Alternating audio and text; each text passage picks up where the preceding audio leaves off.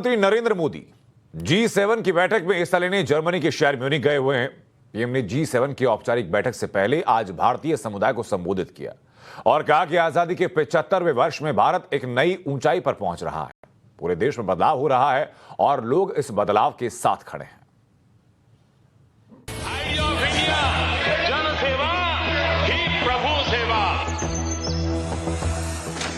बदली है जैसे रुख बदला हो, जैसे बढ़ती निराशा का कोहरा छटा हो, जैसे भारत की अब नई पहचान है, चारों दिशा होता न। मंच तैयार था, स्टेडियम खचाखच भरा था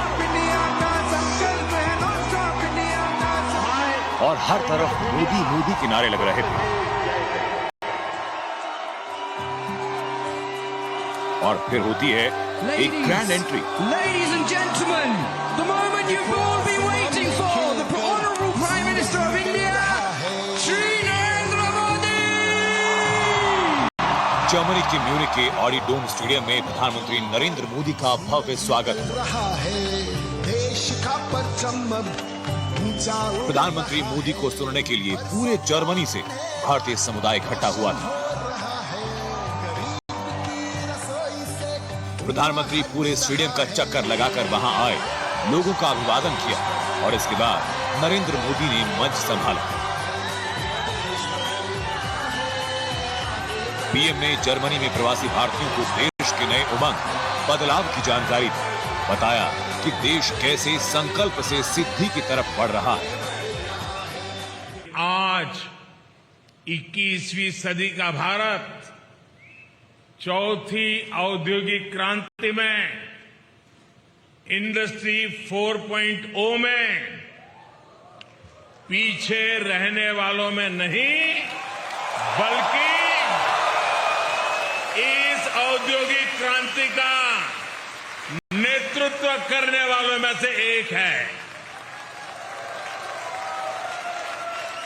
इंफॉर्मेशन टेक्नोलॉजी में, डिजिटल टेक्नोलॉजी में भारत अपना परचम लहरा रहा।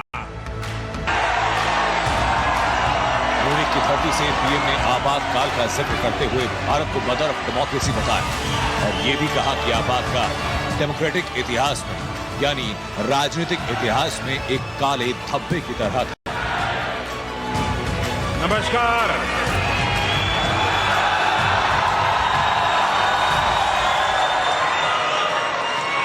भारत के लोगों ने लोकतंत्र को कुचलने की सारी साजिशों का जवाब लोकतांत्रिक तरीके से ही दिया। हम भारतीय कहीं भी रहे, अपनी डेमोक्रेसी पर गर्व करते हैं।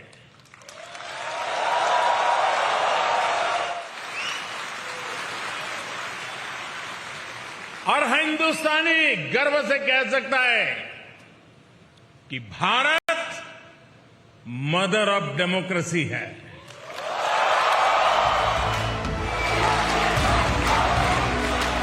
पीएम ने विकास की गाड़ी और बदलते हिंदुस्तान का पूरा खाका पेश किया।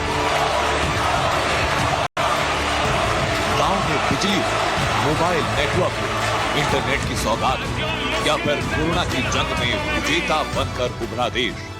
देश बदल रहा है और इस बदलते भारत को दुनिया सलाम कर रही है।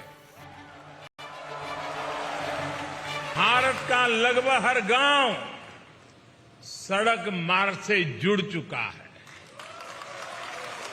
आज भारत के 99% से ज्यादा लोगों के पास क्लीन कुकिंग के लिए गैस कनेक्शन है। आज भारत का हर परिवार बैंकिंग व्यवस्था से जुड़ा हुआ है।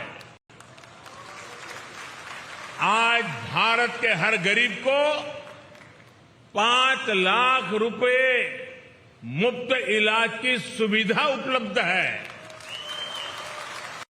कोरोना के इस समय में भारत पिछले 2 साल से 80 करोड़ गरीबों को मुफ्त अनाज सुनिश्चित कर रहा है। करीब 35 मिनट के संबोधन में पीएम ने सरकार की पॉलिसी, विकास का पूरा मॉडल, सरकार का संकल्प और देश में बदलाव की लहर, बदलाव की चाहत को लेकर लोगों के संकल्प की बात की। ये पूरे विश्व के लिए संदेश था कि 21वीं सदी का हिंदुस्तान विकास के सही पथ पर है। ये वही पथ है जो भारत को उस मंजिल पर पहुंचाएगा जहां दुनिया हिंदुस्तान को विश्व गुरु के रूप में जानेगी। Bureau report, Times Now, Navbharat. और इससे पहले जब पीएम जर्मनी पहुंचे तो एयरपोर्ट से लेकर होटल तक पीएम का अभूतपूर्व स्वागत हुआ। पीएम G7 की बैठक में हिस्सा लेंगे। इसके साथ ही कई नेताओं के साथ द्विपक्षीय वार्ता भी है। ये सम्मेलन क्यों जरूरी है, इस पर हमारी स्पेशल रिपोर्ट देखिए।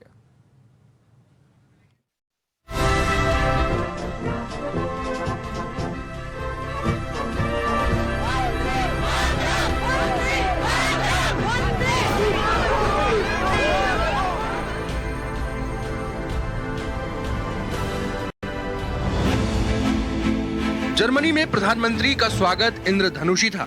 जैसे ही प्रधानमंत्री नरेंद्र मोदी म्यूनिख के हवाई अड्डे पर विमान से बाहर आए, आसमान में इंद्रधनुष उभर आया, मानो जर्मनी की धरती पर नरेंद्र मोदी का वेलकम कर रहा हो।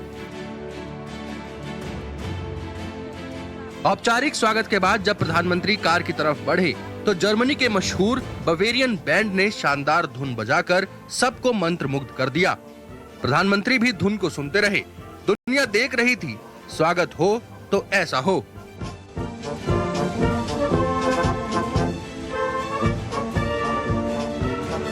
आप देख सकते हैं प्रधानमंत्री वहां पर पहुंच चुके हैं।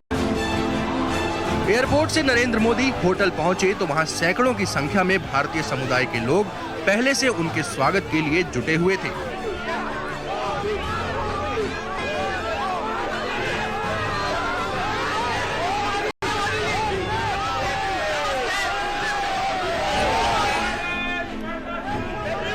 प्रधानमंत्री की पहली झलक मिलते ही होटल परिसर में भारत माता की जय के नारे की गूंज सुनाई देने लगी। प्रवासी भारतीयों ने मोदी का जय जयकार किया और तिरंगा झंडा लहराया। पीएम मोदी को अपने बीच देख लोगों के जोश का ठिकाना नहीं था। आप दोनों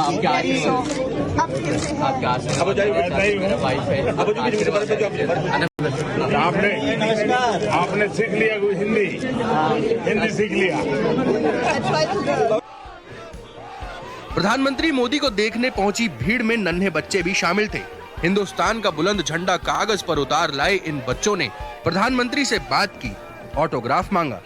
पीएम ने भी बच्चों को जीवन भर याद रहने वाला तोहफा देने में जरा भी देर नहीं की।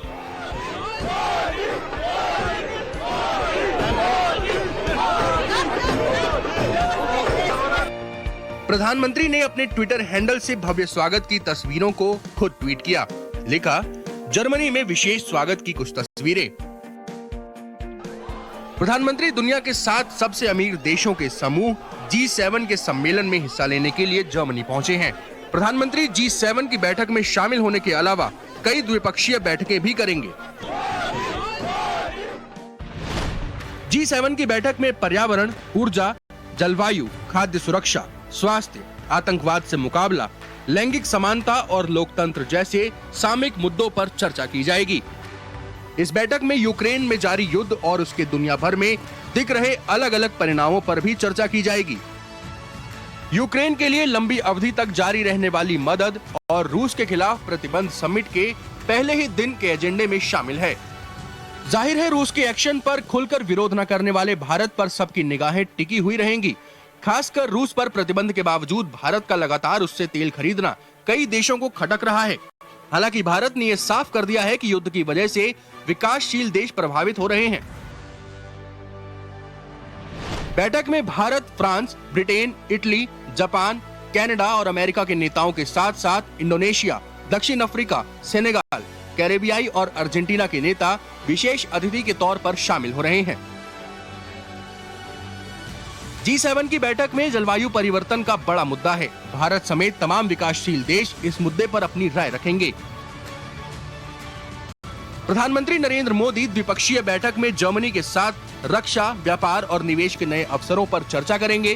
पीएम मोदी का ये दौरा भारत और जर्मनी की दोस्ती को सिर्फ आर्थिक ही नहीं बल्कि सांस्कृतिक तौर पर भी नया आयाम देगा। Bureau report, Times now of Bharat. और अब